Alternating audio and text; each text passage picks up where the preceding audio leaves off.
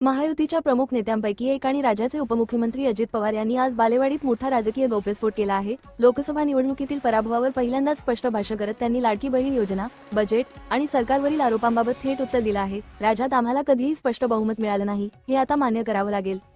त्यामुळे आघाडी करावी लागली, अशी स्पष्ट कबुली अजित पवार यांनी आज वर्धापन दिनाच्या कार्यक्रमात दिली। लोकसभेत आपला दारुण पराभव झाला, हे मान्य करतो, असं म्हणत त्यांनी आत्मचिंतन केल्याचं सांगितलं। प्रत्येक महिन्याच्या शेवटी आदिती म्हणायची, बहिणींना पैसे द्यायचे आहेत, म्हणून आम्ही लाडकी बहीण योजना पुढे आणली। अजित पवार यांनी सांगितलं की ही योजना महिलांच्या सन्मानासाठी आणि आर्थिक स्वावलंबनासाठी आहे।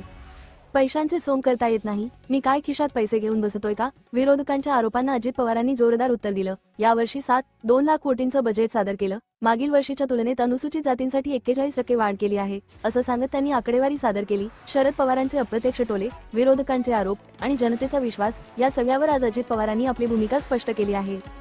विधानसभा निवडणुकीपूर्वी हा संदेश किती परिणामकारक ठरेल, हे पाहण्यासाठी न्यूजसाठी सबस्क्राईब करा।